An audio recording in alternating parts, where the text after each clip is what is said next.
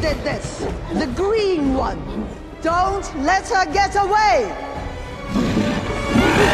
Could Elphaba come out of her current battles unscathed, with the entirety of Oz turned against her?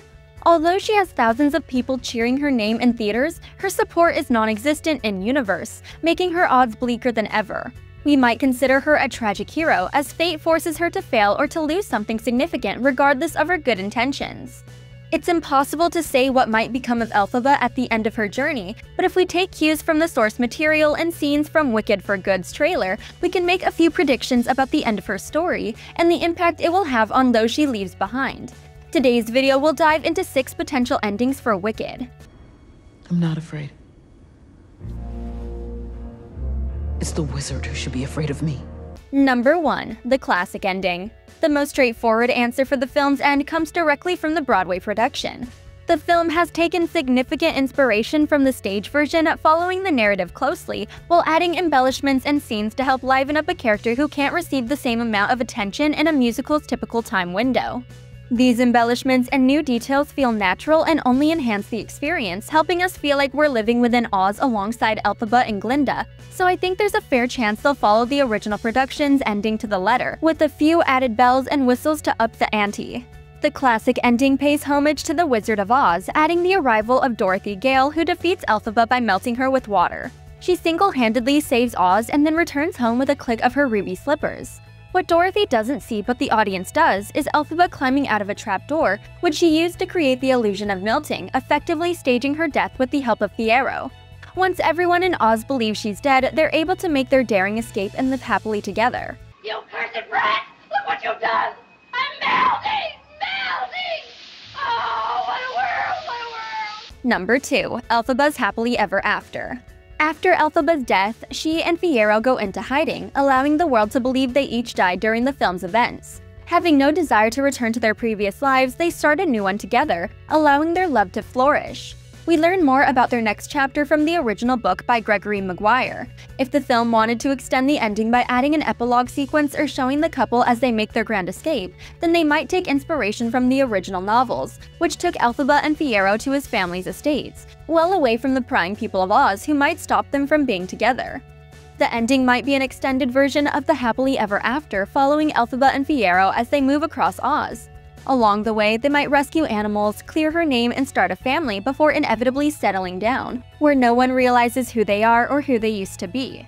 However, I would love this ending even more if Glinda reconciled her differences with the couple and managed to find them, allowing her to see her closest friends again and keeping their secret safe by ensuring no one in Oz would ever follow her. Number 3. Elphaba's Death. We all want that happy ending for Elphaba, but if the film writers tried to turn her into a tragic hero we never forget, the film could end with her death. There's a throwaway line in the first part from Madame Morrible, who changes the weather to prevent Elphaba from getting rained on. She claims they wouldn't want Elphaba to melt, and we can assume her flippant remark is the origin of Elphaba's kryptonite being buckets of water. However, they could always allow this curse to become the truth in some perverse way. For example, Madame Morrible is a fellow witch, and a talented one at that. She's an ally of the wizard who also wants Elphaba detained at any cost. Should she have a spell to stop her, especially one that makes a common substance like water dangerous, she could place a curse on Elphaba. The Grimoire also has a history of twisting the spellcaster's meaning and creating objects, mutations, and transformations without Elphaba's permission. She might use the Grimoire in an attempt to do one thing, only for it to make her melt when doused with water. And I saved you this whole I don't tour. know, I've never known. Number 4. Dorothy leaving Oz. As the film's first part takes place directly after Elphaba's death, the people of Oz still celebrate her passing with mass celebrations, singing, and statue burnings. During the scene, Glinda comes to Munchkinland to join their festivities, commemorating the death of Oz's greatest evil. Afterward, she attempts to leave in her magic bubble, only for a Munchkin to ask if she and Elphaba were friends and how Elphaba came to be wicked. Instead of denying the question, Glinda decides to start from the beginning, telling the events of Wicked as she remembered them. The film's conclusion may return to this moment in Munchkinland, where Glinda concludes her story. At the same time, Dorothy could return to Munchkinland after discovering the truth about the wizard, knowing that he is nothing more than a scam and a crook. She might tell anyone who can hear to be wary of him before asking Glinda for help getting home. Glinda would then use her magic and have Dorothy click her heels, sending her home in Nessa's lost shoes. Oh, but he will. He must. We've come such a long way already. Number 5. An epic battle. Dorothy's handling of Elphaba is relatively tame. In some adaptations, she even throws water on her because her outfit caught fire. That's right, she's tried to be helpful and save Elphaba's life when she uses that bucket of water, not melt her without remorse. If the writers wanted an ending that kept the audience on the edge of their seats, they might take creative liberties to include a final battle in the second part, where Elphaba and her allies, potentially Fiyero and all the animals she has rescued during the time skip, stand against the wizard, Madame Morrible, and the law enforcement of Oz. There's likely some angry civilians mixed in there too, as many seem like they plan on hunting her with torches and pitchforks. The CGI and design throughout the first part of Wicked were some of the most stunning work I've seen in recent years. It's a beautiful film dedicated to making the audience feel fully immersed and emotionally invested in the story.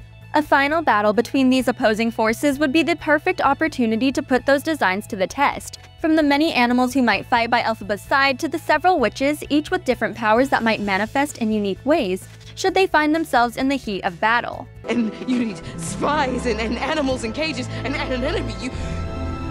You have no real power. Number 6. Oz after the wizard. There are many tiny tragedies hidden within Wicked. I think the greatest is that the people of Oz genuinely loved and revered the wizard, who ultimately didn't want the best for his citizens and became obsessed with maintaining his power.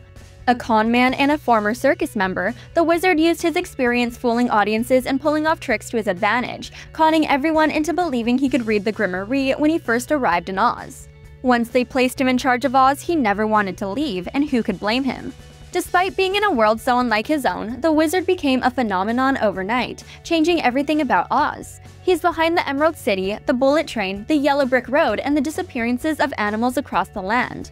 He's changed the once beautiful and inclusive world for the worse, making it an even more difficult place for Elphaba to grow up in. Once Dorothy outs the wizard as a scam artist, assuming she won't leave the people of Oz with a con artist in charge, the people need to rethink their loyalty and how Oz will operate without the wizard to guide them. If my head wasn't attached, it would, I'd leave it in Munchkin Land. Hey, you know what I had made? Look, special. The conclusion of this grand adventure could flash forward, showing someone else in charge, be it Glinda or someone new, helping to move Oz in a positive direction. With old friends on opposing sides of an ideological war, Wicked for Good will keep us on the edge of our seats as we watch Elphaba fight for what she believes in, while every Ozian, old and new, stands in her way. It's almost frustrating to watch a protagonist give everything they have to do the right thing, when their actions at the end of the story don't leave as big of an impact as they fought for. I hope the film version of Elphaba and all her old friends from Shiz ultimately receive the endings they deserve. How do you expect the next part to end? Do you think it's best to play it safe and follow the original story, or should the film adaptation take some creative liberties? Let us know in the comments below.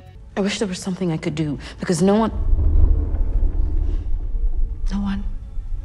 Do what? Thanks for watching. If you enjoyed this video, hit that like button, subscribe to our channel, and turn on notifications to stay updated on our uploads. But if animals are losing the ability to speak, leaving Oz, then someone's got to tell the wizard.